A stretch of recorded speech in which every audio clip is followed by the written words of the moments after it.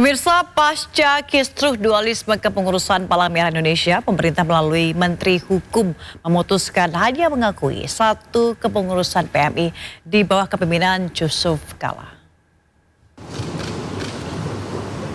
Usai kisruh perebutan kursi Ketua PMI 2024-2029, petahana Ketua Umum PMI Yusuf Kala menyebut tindakan Agung Laksono menggelar musyawarah nasional atau munas tandingan merupakan tindakan ilegal. Pemerintah melalui Menteri Hukum memediasi dualisme kepengurusan PMI, di mana berdasarkan ADART, pemerintah hanya mengakui satu organisasi PMI di bawah kepemimpinan Yusuf Kala.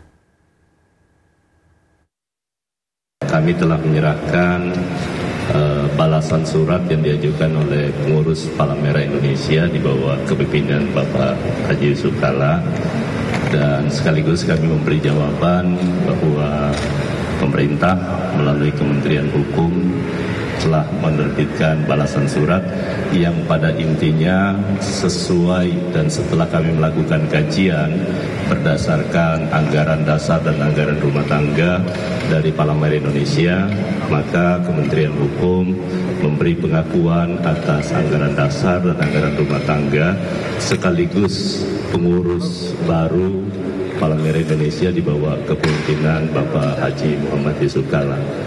Dengan ini tentu maka isu-isu tentang ada pengurus baru itu berarti sudah dijelaskan arahan pemerintah yang sah, karena prinsip Palang Merah internasional hanya boleh ada satu Palang Merah di suatu negara atau bulan sabit merah, cuma satu boleh.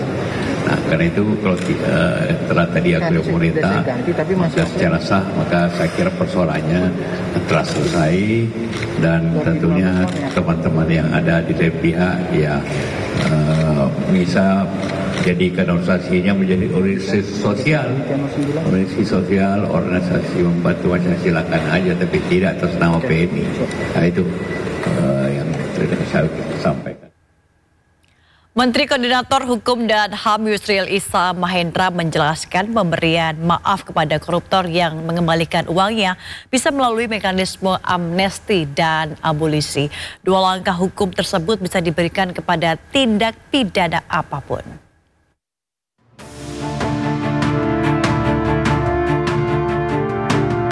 Niat Presiden Prabowo Subianto yang mungkin memaafkan para koruptor jika mengembalikan uang korupsi terus menuai tanda tanya. Pasalnya, berdasarkan hukum, meskipun para koruptor mengembalikan uang korupsi, hukum pidananya tetap harus berjalan. Namun Menteri Koordinator Hukum, HAM, Imigrasi dan Pemasyarakatan, Yusril Iza Mahendra menjelaskan, langkah Presiden tersebut bisa ditempuh dengan memberikan abolisi atau amnesti, karena kedua langkah hukum itu bisa diberikan kepada tindak pidana apapun. Pemberian amnesti atau abolisi dijamin oleh Undang-Undang Dasar 1945. Nah, jadi kalau misalnya Pak Prabowo mengeluarkan amnesti dan abolisi terhadap orang yang masih dalam proses hukum, diduga melakukan korupsi, atau orang yang sudah divonis bersalah melakukan korupsi, Presiden bisa memberikan abolisi, bisa juga memberikan abolisi jadi perkaranya tidak dituntut, atau Presiden memberikan amnesti sedang sidang ataupun diadili, ataupun juga tidak akan dituntut. Itu bisa terjadi. Jadi kalau itu dilakukan, maka ketentuan tentang bahwa meskipun mengembalikan kerugian negara tidak menghapuskan sifat pidananya, itu kalau diberikan abolisi amnesti, ya perkara itu selesai. Nah, lebih tinggi itu di 45. Sebelumnya, saat berpidato di hadapan mahasiswa Indonesia di Universitas Al-Azhar, Kairo, Mesir, Presiden Prabowo memberi kesempatan kepada para koruptor untuk bertobat. Namun ia mengultimatum agar para koruptor mengembalikan uang yang dicuri. Jika dikembalikan, akan dimaafkan. Namun niat Prabowo ini menuai kritikan masyarakat. Tidak kurang mantan Menko Polhukam Mahfud MD menilai langkah Presiden Prabowo ini berisiko. Namun secara aspek politik dan psikologis, Mahfud menyebut pernyataan itu merupakan ekspresi dari niat baik Prabowo untuk menyelesaikan masalah korupsi yang hampir membuat frustrasi. Tim Liputan iNews melaporkan.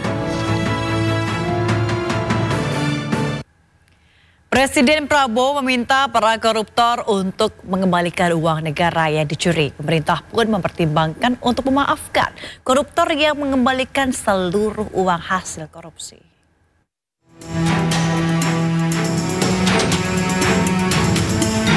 Presiden Prabowo Subianto mempertimbangkan untuk memaafkan para koruptor apabila mereka mengembalikan uang hasil korupsi kepada negara.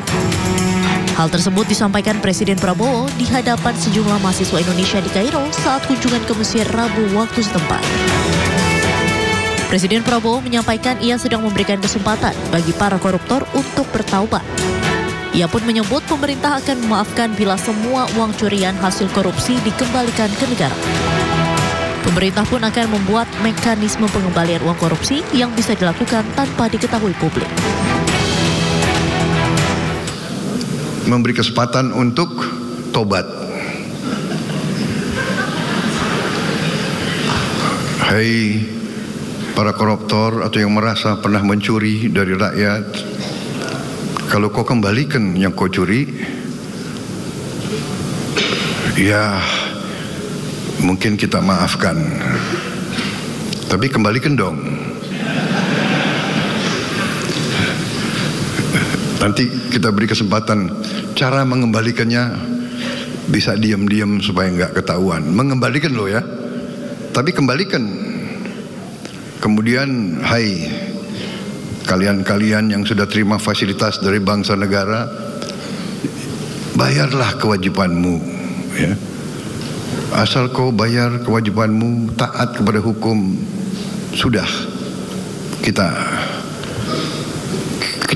menghadap masa depan. Kita tidak ungkit-ungkit yang dulu. Tapi kalau kau bandel terus, apa boleh buat? Kita akan menegakkan hukum. Dan bagi aparat-aparat harus milih setia kepada bangsa, negara dan rakyat atau setia kepada pihak lain. Kalau setia kepada bangsa, negara dan rakyat, ayo. Kalau tidak, percayalah, saya akan bersihkan aparat Republik Indonesia.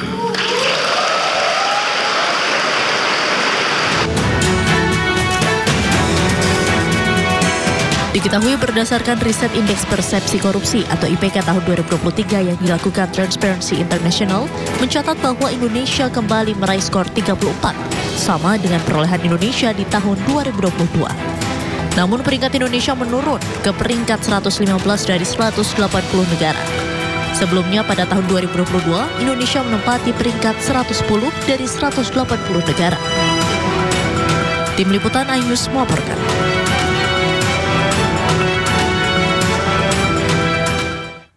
Pemirsa, usai ramai pemecatan Jokowi dari PDIP, kini PDIP menyatakan siap melawan segala bentuk upaya mengawut-awut partai. Jelang Kongres kelima PDIP pada 2025 mendatang, Ketua DPP PDIP bidang reformasi hukum nasional Roni Talapesi bahkan meminta aparat hukum segera mengambil tindakan terkait adanya dugaan menghasut keabsahan kepemimpinan Megawati Soekarno Putri.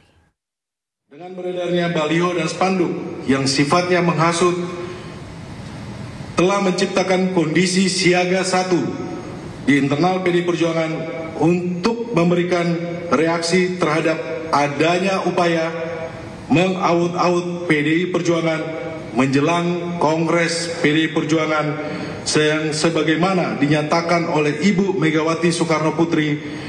Kami meminta kepada aparat penegak hukum kepolisian untuk dapat menertibkan hukum agar berkeadilan untuk menjaga stabilitas politik nasional. Timnas Indonesia wajib menang melawan Filipina dalam laga penentu grup B Piala AFF Sabtu besok. Tetaplah bersama kami di Sindo Pagi.